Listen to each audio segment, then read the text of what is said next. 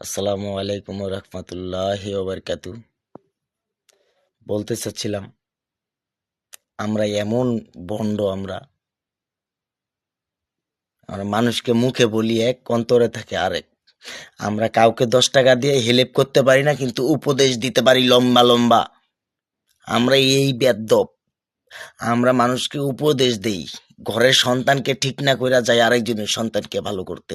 তা আমরা কতটুক ভণ্ড বুঝতে হবে না? ঘটনা হচ্ছে,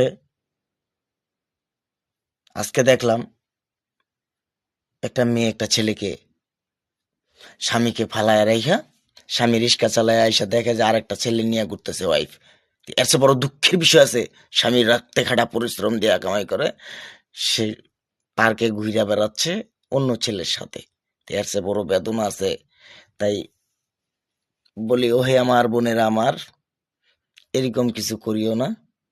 লাঙ্গের আশায় ভাতার হারায়ও না, কুল কিনার পাবা না। তুমি যদি 10 বছরের প্রেম ছেড়ে চলে যেতে পারো, সে কেন তোমাকে ছেড়ে যাইতে পারবে না? তুমি কি এটা একবারও বুঝো না? কেন বুঝার উচিত মনে হয় না তোমার? হ্যাঁ, বুঝবা যেদিন হাতা বা ফুটকি, কিন্তু লাভ হবে না। বুঝলে বুঝপাতা, না বুঝলে তেজপাতা। খাই তো সুজি, কিছু হইলেও বুঝি।